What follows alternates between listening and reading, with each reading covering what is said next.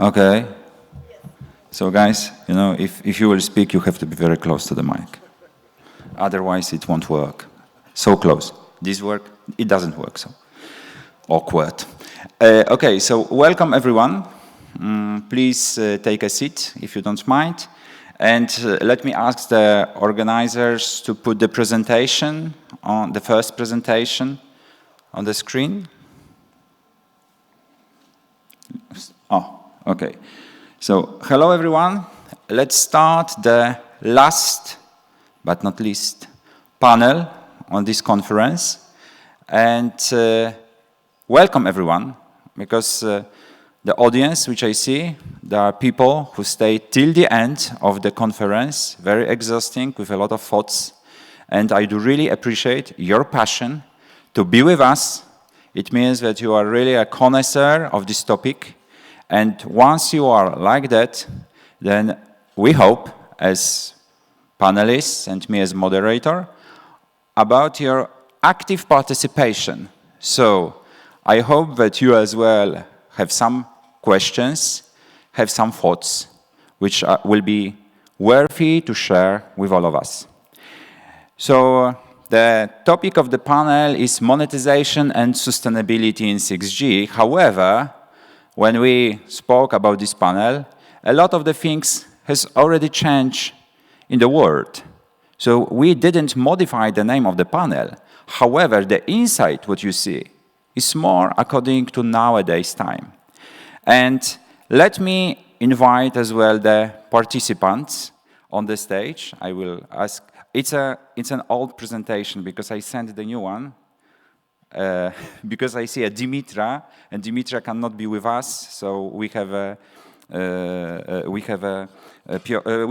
David Kennedy. So the presentation, I sent the update of the presentation. If you can change, it would be nice. So maybe first start from introducing myself. My name is Marcin Ratkiewicz. I am a head of Orange Innovation Poland. Orange Innovation Poland is a unit which is a part of the innovation of the group in Orange, and it is as well a part of the operator.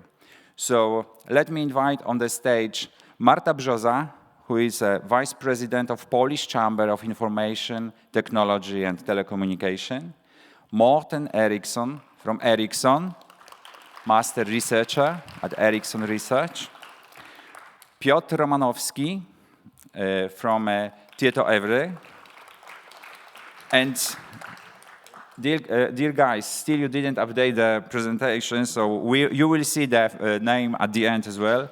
And David Kennedy from EuCNC. Welcome, David. So we have the dear panelists. There is me. I will join them in the soon. But first, let me as well start with a few words to you. As you see, it's 6G, value, power, sustainability, because the topic which we want to raise is this 6G story worth the hype or worth the cost? Why I'm saying like that? You see Atlas. Atlas, which hold all of the world. This is the telecom industry. And we have more and more duties. Monetization, which is the stakeholder duty. Sustainability, which is our obligation towards the society, towards the planet.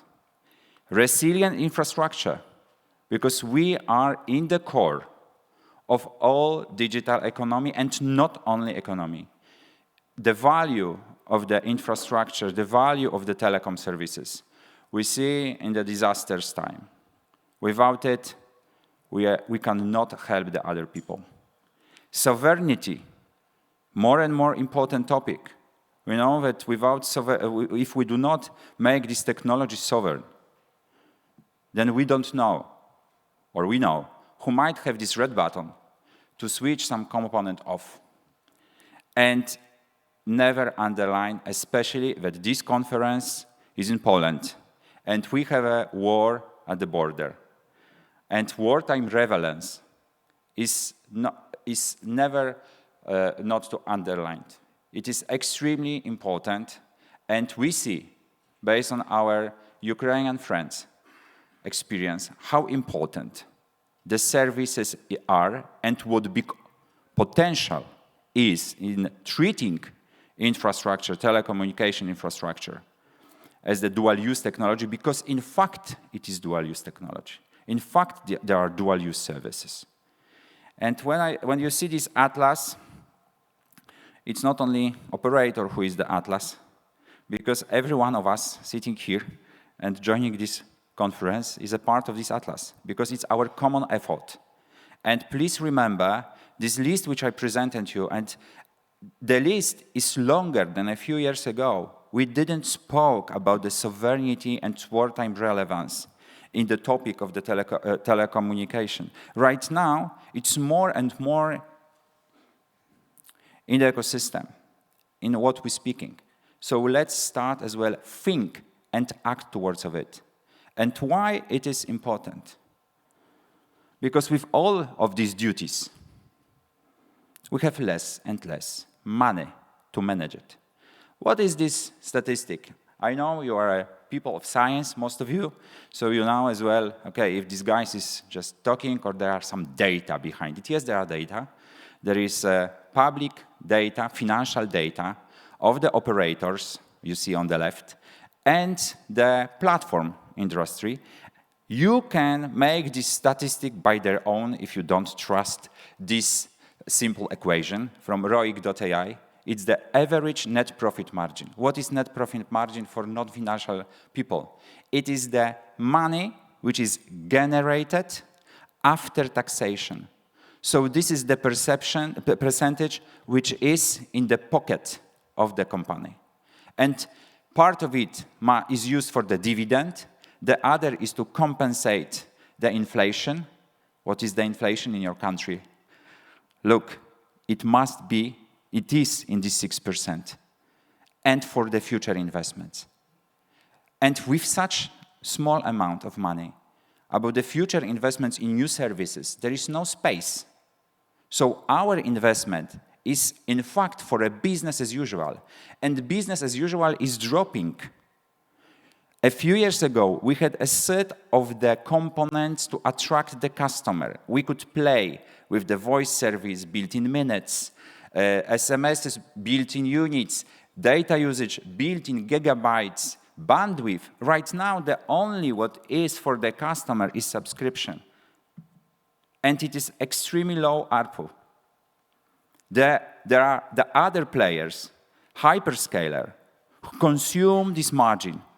And in this 28% of the cash, after all the costs and after taxation, you can do a lot. But this is us who are this atlas for this digital era and digital world. It is for us to bury it. If we make this investment. So I'm asking everyone, where is our money? Where is it? Is it a fair trade? Is it a fair split? Or we should rethink it? How much the works what you are providing and addressing in 6G technology, 6G development, should be as well focused on regaining the value, on generating the opportunities for high margin services, because without it, we are dropping. And 2 days ago, I mentioned something which you as well can calculate very easily on this simple data on the website. If you look on the revenues, it seems that they are flat for the 12 years across all the operators. But if you discount it by the inflation, then you see that in fact it dropped about 30 or 40% in some cases. We have less money for the future with the less obligation. So the last slide is this telco dilemma. On one side, flat revenues, which in fact are dropping, raising complexity with edge, cloud, AI, APIs, and rising expectation towards sustainability, coverage, sovereignty. And as you see, these arrows are in different directions. And big question to you as the community. Is it possible in the work what you are doing to try to change the paradigm, to try to change the angle, to try to think differently, so we will be able to address it with support of the public finance, with support, with your effort, and using the value which is generated, but right now not equally distributed. So that's all from my side. As a welcoming right now, let me invite Mårten.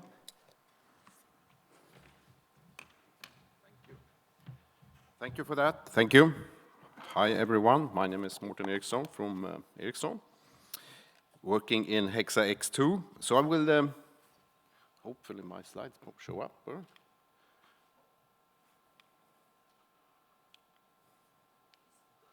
Down or left? Which part? Oh, this looks better, yes. So this is the Hexa X2 view I will show you mostly here.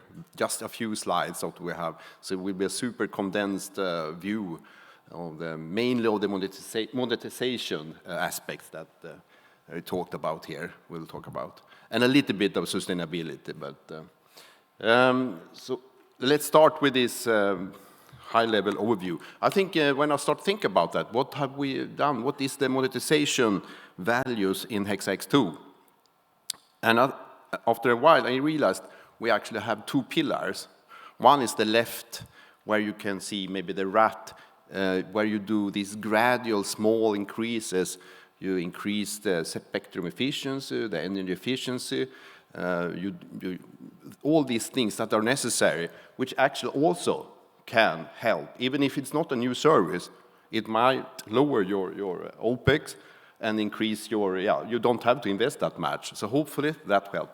That's a better 60 rat maybe is the main part here. That it's, of course, there is also you need all other nodes like core network and things like that. So that's one important rule. I think we worked with that in Hexa X2 to some extent.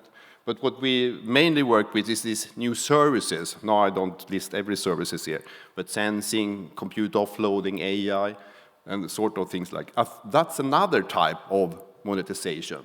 That's new, we don't know it, we fly, so it's a little bit more uncertain. So I think we have two pillars we work with in Hexa X2. And then on top of this, we also have this is maybe what we always show, a little bit more architecture view or a system view. We have this in Hexa 2. We always show these figures. But still, the meaning here is that 60, it will be a platform, we hope. So we think of it as a platform. And that is also a service, some kind, which you may monetize on. We hope so anyway. So it's not that easy to do over the night, but that's where we're aiming at. And here we have these different services. I will not go into that. We're not talking technology today. But that's the two pillars there. So we have the RAT improvements, the spectrum efficiency will be improved. The energy efficiency will hopefully be improved quite a lot. And then we have the new type of services. And top of that, we have a 60 platform. So in general, I think 60 can actually be rather good for there's a lot of opportunities to monetize on 60, but maybe it's not that easy, but they are there. And then I just talk a little bit also about monetization. Maybe this is also a little bit what we also always talk about in Hexa X.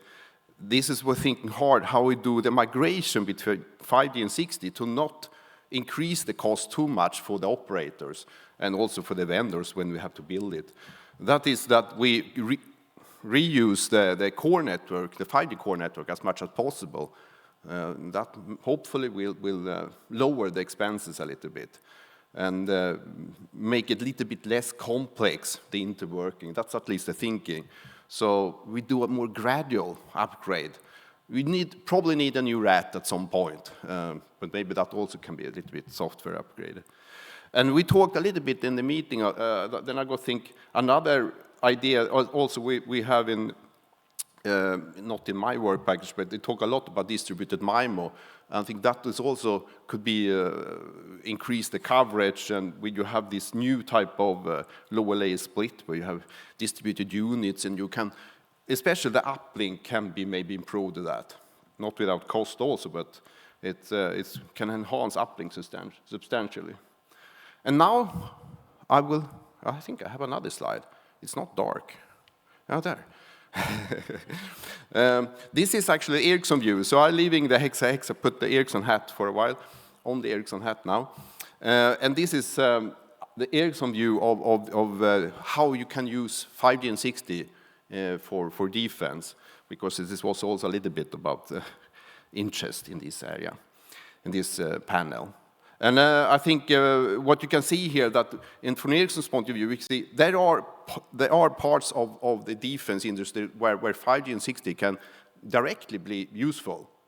That's to the left of the figure. And then there is the middle where you get a little bit more closer to the area where the combat area. That might need some modification of 5G, 6G. And then there is this combat communication. Maybe that's not what 5G or 6G is, can play a role. So there is an important role. It can play an important role. And you see this, why should we use 5G and 6G? And yeah, it's the biggest system in the world. The innovation is rather fast, so why not? It could be used for defense also. So we'll see if it happens. And then we come back to all these other advantages, which you more or less said earlier. We have a good coverage, the cost can be lowered, and we have a lot of features in 5G and 6G that can be applied also to these defense deployment. So with that said, I think I stop here. That this was a switch in topics and everything. So next speaker. Yes, so next speaker, Marta, please. Yes, good morning, everyone. Once again, I'm Marta Brzoza. I'm representation of the Telecommunication and Informatics Chamber in Poland, and I'm responsible vice president for the telecommunication issues. At the beginning, I would like to welcome you to watch a movie produced by my chamber, referring to what my colleagues just said. What is the role of the sector and expectation of the society and also governments from our sector today? Codziennie miliony Polaków korzystają z technologii, które zapewniają bezpieczeństwo, łączność i rozwój. Ale co stoi za tą niewidzialną siecią? Edukacja bez granic. Biznes z każdego miejsca na świecie. Niezawodna sieć w drodze do domu. W gminie wprowadziliśmy system powiadomienia mieszkańców SMS. W momencie, kiedy jest przebudowa sieci wodociągowej bądź są wykonywane prace na sieci wodociągowej, w łatwy sposób można i bardzo szybko wysłać informacje do wielu mieszkańców z informacji tekstowych i informacji graficznych związane właśnie z brakiem dostawy wody. Żyjemy w czasach postępu technologicznego, o którym nie śniło się Kopernikowi. Infrastruktura telekomunikacyjna to codzienność, której często nie zauważamy. Sprawna łączność dla służb ratunkowych w zasadzie jest dzisiaj kluczowym elementem i pozwala na przede wszystkim efektywne i szybkie działania. Tutaj, gdzie mówimy o ratowaniu zdrowia i życia, praktycznie każda sekunda ma znaczenie. I ma to znaczenie zarówno przy tych działaniach na poziomie interwencyjnym, ale też na poziomie taktycznym i strategicznym, gdzie mamy działania często wielkoobszarowe. I łączność jest kluczowa do budowania świadomości sytuacyjnej dla sztabu i kierującego działaniami ratowniczymi. Kolejne generacje sieci komórkowej zapewniają większą prędkość i umożliwiają podłączenie milionów urządzeń. Rozwój sieci to dla nas olbrzymia szansa. Niestety, dezinformacja potrafi uderzyć także w technologie, które służą wszystkim. Największym wyzwaniem, które stoi przed tym, żeby sprawnie rozbudowywać sieć telekomunikacyjną, jest jednak walka z fake newsami, z tą wirtualną rzeczywistością, która przechodzi do świata rzeczywistego. Wirtualną w tym sensie, że propagowane są informacje nieprawdziwe, czasami ocierające się o granice absurdu wręcz, natomiast one bardzo mocno wpływają na to, w jaki sposób powstaje sieć telekomunikacyjna w Polsce. Kiedy każda sekunda decyduje o szansach na uratowanie, no to ta sprawna łączność jest kluczowa. To naprawdę, ja zawsze przytaczam taki przykład, kiedy dawniej nie było tej komunikacji. Nim dotarła do nas informacja o wypadku, to mijały godziny. Teraz wiemy w zasadzie w pierwszych minutach, że coś się stało, odpowiednio szybko musimy zareagować, ale dzięki temu jesteśmy w stanie tę osobę uratować. Telekomunikacja to coś więcej niż technologia. To ludzie, którzy nas chronią. Informacje, które zmieniają świat. Infrastruktura telekomunikacyjna to niewidzialna tkanka współczesnego świata. To nasz codzienny komfort, niezależność i bezpieczeństwo.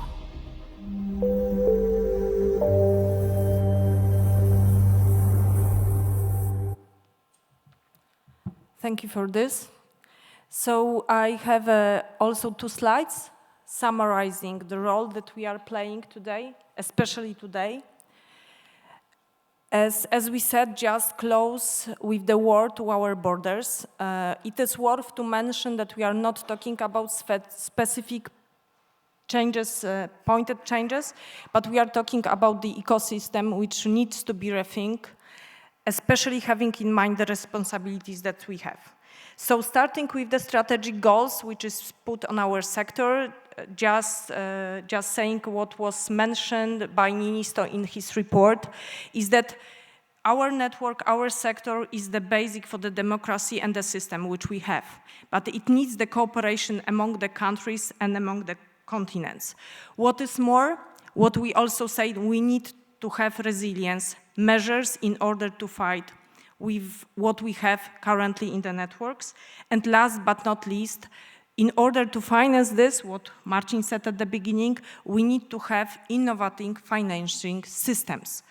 On top of this, it's worth to mention that we need to invest in our assets, not only physical, but also logical.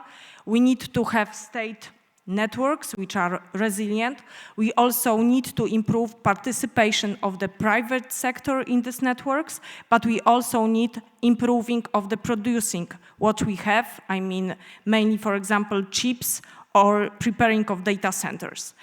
Having said that, I need also to remind you that all of the environment is influencing on the services which needs to be delivered by us. I mean resilient connectivity, also secure communication, especially in case of crisis, as you see the flood, which I just remind you from the last year in Poland. We need to react very quickly. And also what we've seen in Ukraine with our friends, how they are preparing their reaction. Also by the sector of telecommunication. And we need to be very fast in detection of the cyber attacks. So summarizing the role, we need also to remember what are the attitudes of our society toward new technologies.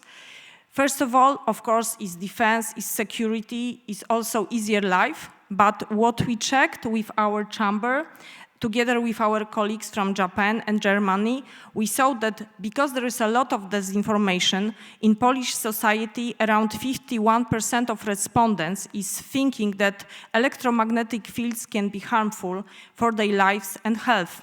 What is really surprising, but it needs to be rethink in terms of the actions which needs to be taken. And for example, it's mainly the education that also needs changes and also needs special actions toward disinformation. Saying about information and education, we believe that it's very important to have an ecosystem for our talents which are definitely here in Europe, but what we need is not only, let's say, producing the talents, but also keeping the talents here. We know that colleagues from America, they are really very good in keeping the talents and especially taking our talents to them. So we believe that it's worth to prepare a system which is really supporting environment for keeping the talents here. And last but not least, I'm a specialist in regulation. Definitely we are seeing what is going around, what Marcin said. There are many expectations in form of regulation toward the sector, but we also believe that sector and regulation can support the sector, not only putting obligation, but also giving some support. And for this, I mean the regulation, but also more flexible but responsible regulatory environment. And also referring to the panel from yesterday, the question whether there is a business case for new technologies. And there was a response that no, because new technology and also security is priceless. But on the other hand, we know that there is a lot of commercial entities which needs to have a business case. What means that we need to find a proper balance, and what we believe that for commercials, there should be a business case. But if we are talking about responsibility of the state, yes, the state cannot think through business case, but can support the gap which starts to be there because of the huge investments which are necessary. And what is also what was mentioned by Marcin, what is the condition of our sector? Our revenues are flat, meaning that real value of these revenues is really decreasing.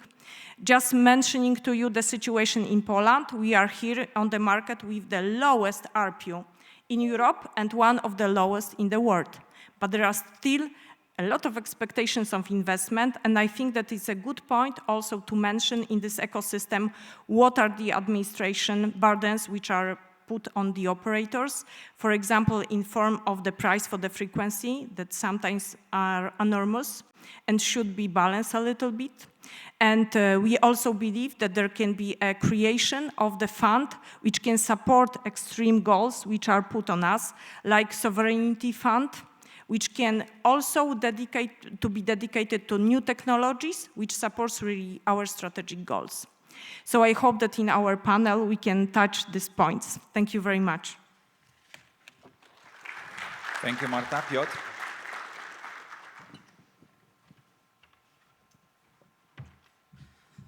Okay, first off, thank you very much for having me. I'm very excited to be here, especially with these sharp-minded people, and I hope we will have opportunity to discuss this interesting topic. So I hope also that I can learn a lot from you guys, and that I can bring some industry-specific insights.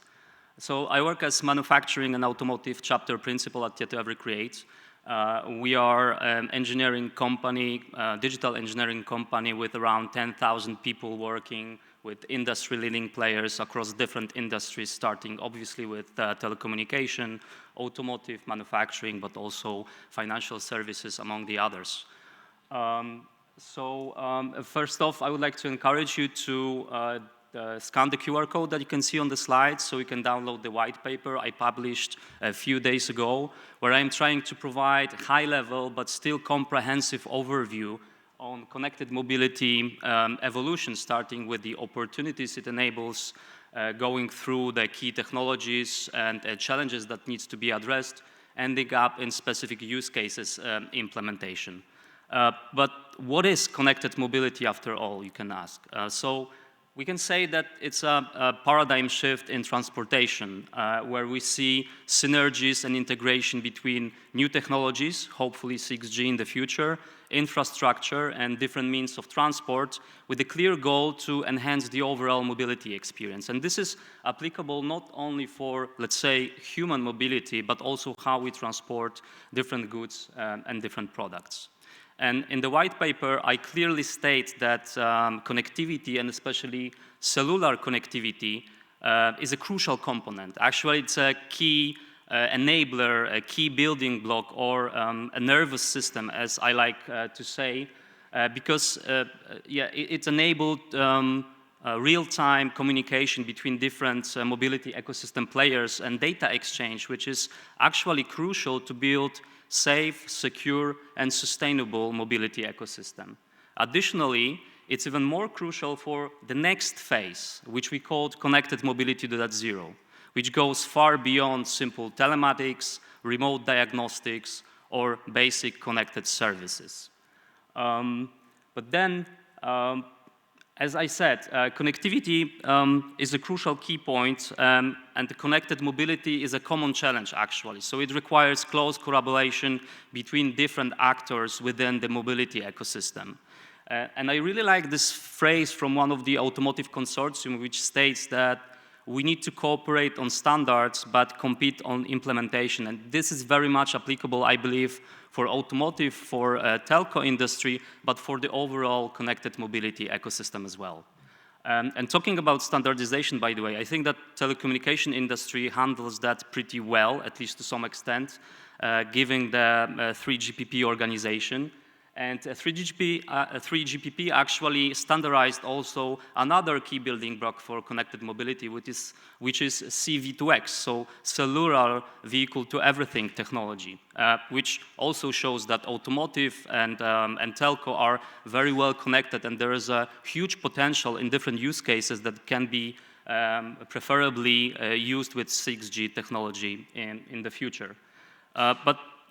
Coming back to the connected mobility itself, as I said, it's a common challenge, but at the same time, it can bring common benefits, also for mobile network operators and communication service providers. But this actually requires to go beyond selling just simple connectivity services or selling data pipes. So we expect that operators should deliver more comprehensive solutions or services that will be tailored to specific needs of the industries and specific use cases of automotive industry, for instance, but also addressing specific needs for enterprise customers. And I hope that we'll have opportunity to discuss these opportunities today as well.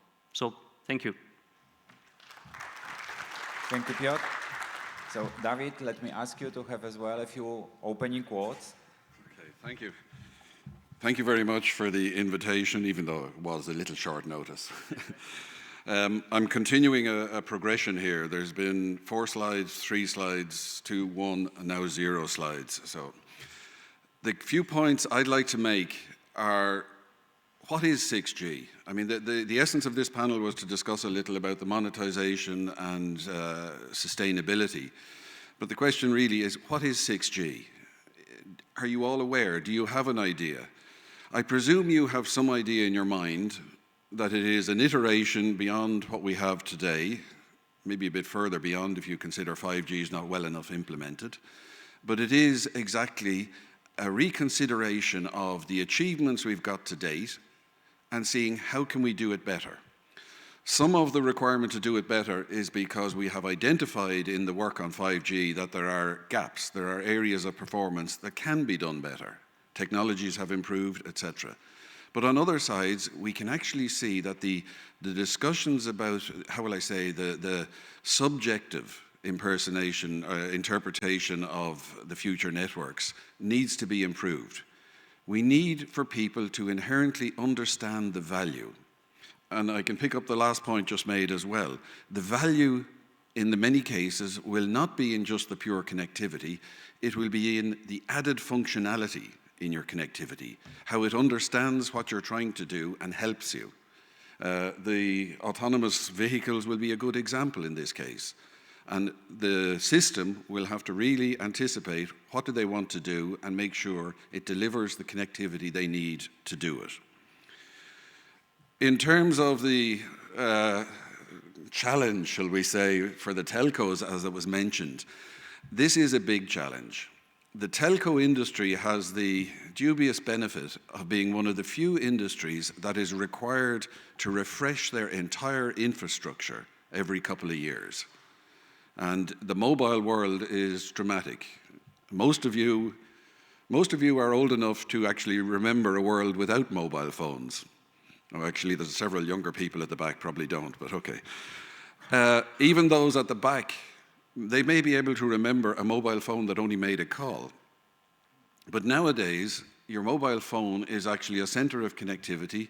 It's your camera, it's your memory, it's your messaging. They had a case in England last week where they confiscated a school child's phone because they were using it in the class.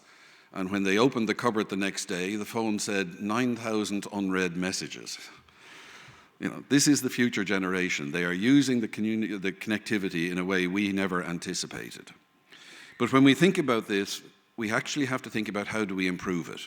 We've got a clear requirement from one of my colleagues here on the panel for a truth filter. How do we get the fake news out of it? How do we ensure the quality of what's going around the infrastructure? Again, this requires intelligence in the connectivity, and this is a very challenging issue. As we go forward, we have the question, who pays for this? Who wants to pay for this? The poor telcos don't. I mean, they've been investing in infrastructures at such a rate that their business is so capital intensive, they really are under pressure. Also, we're getting to a stage with connectivity where people, definitely when we move to 6G, they will have enough connectivity. What do I mean by that?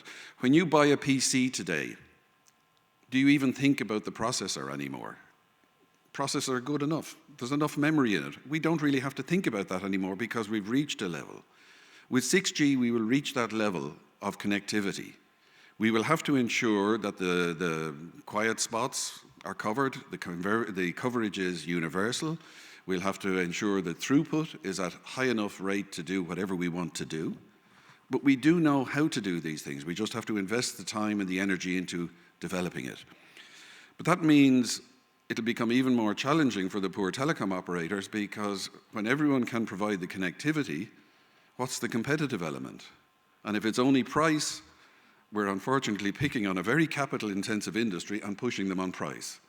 And that's not a long-term sustainable scenario to get back to sustainability. The point then will be, we actually may need to understand where the value is. The value in future services will be wound up in what you can do for the people, how you can help them. It will also be in how you provide those services. We can see today in the energy industry, you can sell energy for a little more money if you promise that it's done from a renewable source. We'll have to do the same in the telecoms. We'll have to make sure our future systems are sustainable. We have taken account of the energy consumption, we've taken account greater extent of the environmental impact, and we've come back to our regulatory friends to try and help us actually have an easier way to implement where we don't have to replicate so much infrastructure across the world, but we actually do it in an efficient way, share where it's efficient, duplicate where it's the competitive advantage and so on. So there's a large number of challenges for us there if we are to ensure the future is not just the good connectivity of 6G, but it's sustainable, it has a value model that everyone understands, even the users understand, and the users feel it. They feel looked after. And that comes back to the point by the last speaker where they want a service that's customized for their domain. Everyone will want a service that's customized for their domain, even for their individual self. That's a challenge. Let's make it sustainable. Thank you. Thank you, David. And thank you very much. And we, in the end, have a proper list of the names before you have seen with David. Right now, we are going back to the question, and it will be still not finished. I'm not satisfied yet with the answers what you gave, guys. And for you, dear audience, it is the topics which we are going to discuss in more or less 4 blocks on monetization, why invest in 6G, sustainability, and the strategic opportunity. Please have a look as well on those questions, because maybe some of them will inspire you as well to share something, to answer maybe some question, and or to ask us for something. So I give you a while. But meanwhile, okay, who will pay? I think we have to now consider the various steps. The first step is there's a lot of work to be done in the context of designing, refining. The HexaX project has already done a lot of strategic stuff, but what have they done? They've produced an agenda for future activities. We're going to have to work out what we can achieve in the rest of this initiative, the SNSJU and DG Connect programs, and we're going to have to look at how do we follow this up through into FP10 and have a suitable structure there where both the industry and the operators can work together to produce the system. The second point about developing it is there has to be a synchronized evolution. We cannot have a situation where we push forward with a network infrastructure scenario and we leave the application domains behind. So we have to work together in a set of experiments, tests, trials, new services, in order to bring everyone along at the same speed. And the users, they have to be there too. Absolutely. Yeah. And David, once again, how to structure this capital? Because, as I mentioned a few days ago, CIA, 2013, they paid $600 million for Amazon to build their cloud solution, AWS. $600 million. Imagine if you are a company, how many researchers you can involve in developing great solutions where then later you have this amazing margin which we have seen, and as well they have right now 30% of the cloud market worldwide. How we can structure and make this money flow for us to operate, to develop such kind of services if we do not have a potential for innovation? Your experience in setting up the projects, how you want to, because what you are saying, I'm okay with you, but we need this fuel, we need this oil, we need this benzene to start. Yeah, okay, this is... I could give a few opinions, but I might not survive. No, it's quite clear. If you look actually around the hall today, that is part of the, most of the projects presenting in the hall are part of the SNSJU. The budget behind the SNSJU is a European investment in excess of €500 million. So money is there. We know how to organize a program. There is an inherent cultural difference, which we'll have to understand, do we want to change it, or is it European and we like it? And our cultural difference is that in America, there is much more consolidation. Yeah. There is a simplification. For example, in America, there are 3 mobile operators across the whole of America. In Europe, hundreds in the same population range. Yeah. That means, and if we go to the division of networks across countries, there's millions. There's lots of networks in lots of countries. Now, of course, some of the larger operators are in many countries in that. However, it's still diverse markets with separate regulation and lots of problems. So we have to look, can we consolidate the markets to give the exploitation opportunity? But we also have to continue with the program development. How do we enhance these programs, optimize them, concentrate on making sure the programs deliver? And I'm not sure 100% we want to turn all of these SMEs and countries and companies into one big company, a la Amazon or whatever. However, we do want to motivate investment and opportunity at the same level. Okay. Please let me rephrase for Mårten for a while on this topic, because what you are saying about the consolidation, for the US operator, it gives something like not 6 in average net profit, but around 10. So it is something still like a pipe provider, but honestly rewarded. With 10% of the investment, you can have a very good, let's say, money for the investment, but in the core business, not in the disruptive technology. Like electrical companies who are fully regulated and they have such margin, and probably their conferences are a little bit bigger and with a little bit even more advanced cocktail or party and so on. Because our business is shrinking. So, Mårten, in Hexa, in fact, when you worked, in comparison to 5G, what kind of the opportunities you created for us? Not because consolidation, Marta will comment in a while, I hope, but about the value generation, I look on you guys. What opportunities you create for us? I can try to answer that. I think I started to answer it when I showed the slides earlier, but I can be a little bit more specific now. As I said, I think we did really good in Hexa. Maybe my problem is that I haven't seen the numbers. No, it's of course... Joking. Yeah, I think anyway, what you have to think that you have a core business and you should take care of your core business. You cannot always think of all new stuff that's happening, that's for sure. So, and your core business, you're doing it great. Europe network is fantastic quality, I think, even though there are hundreds of them. Maybe because it's 100 or 1,000. The competition is fierce. But yeah, no, you don't earn any money. Yeah, we heard that. But anyway, I think we focused on in XX was this, that the core business must also be improved. You have to increase the spectrum efficiency, because then you don't have to buy that many new base stations. And if you buy a new base station, 60 base stations, it will be more energy efficient. So in the long run, it will be cheaper. But it will, of course, you have to pay for these first base stations or new network functions or core, a bit investments as usual. You know this, so it will be. But that's one pillar, and I think, for example, for 5G to 4G, the energy efficiency improved quite a lot. I think I saw a number at least 30% just to get rid of this always-on referencing signal you had in LTE.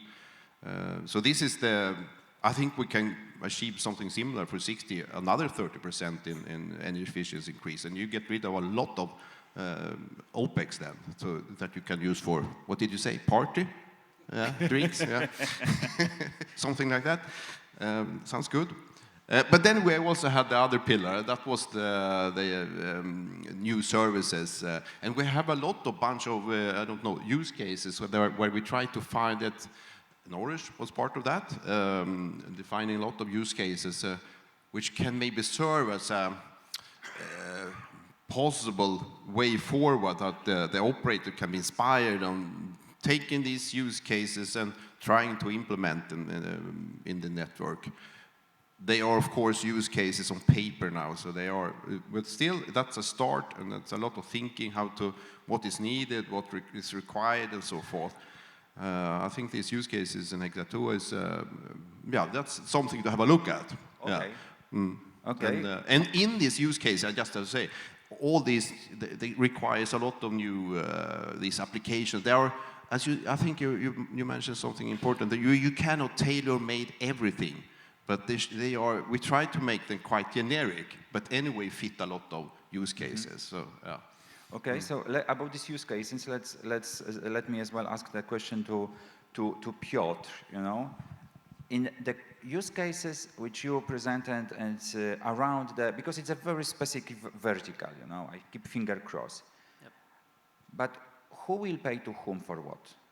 Yeah, you asked me that question before the panel, and I was trying to figure out the answer actually, but I do not have the answer.